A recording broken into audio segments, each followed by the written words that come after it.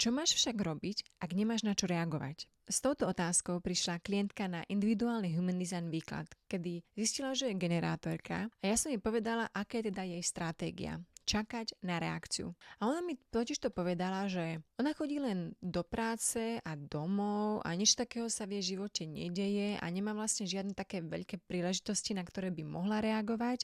U generátorov to nie je o tom, že majú čakať na veľké životné príležitosti, ktoré im prídu do cesty, že to musí byť niečo obrovské, na čo majú reagovať. Práve naopak. Generátori sa nazývajú aj takí tanečníci so životom, pretože generátor, keď si počká na niečo, čo sa objaví v vonkajšej realite a potom na to zareaguje tým svojim sakrálnym áno alebo nie, čiže tým vnútorným kompasom, ktorý ho navedie, tak ono sa vždy niečo objaví v živote, keď si generátor ale počká. A tie veci, na ktoré môžu reagovať, sú bežné denné veci, napríklad kamarátka ti niečo povie v práci a tebe, áno, no to by som mohla aj ja, veď to je super nápad vlastne, to by sa aj mne zišlo. Alebo kamarátka ťa pozve na kávu a dostaneš tam nejakú tú reakciu, že áno, toto naozaj chcem, alebo si vypočuješ nejaké video, ktoré ťa nadchne, zapne v tebe niečo a vtedy ty môžeš ďalej na to reagovať. Čiže to tvoje vnútorné áno alebo nie, tú reakciu môžeš pocítiť úplne naozaj v obyčajných veciach. Preto sa o generátoroch hovorí, že sú tí tanečníci so životom,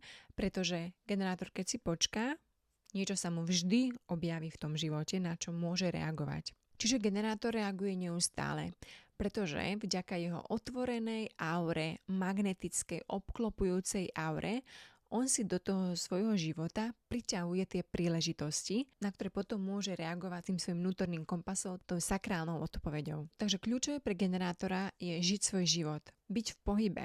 To neznamená, že máš bežať 5 kilometrov každý deň, len aby si bola v pohybe alebo v kuse cvičila, to nehovorím.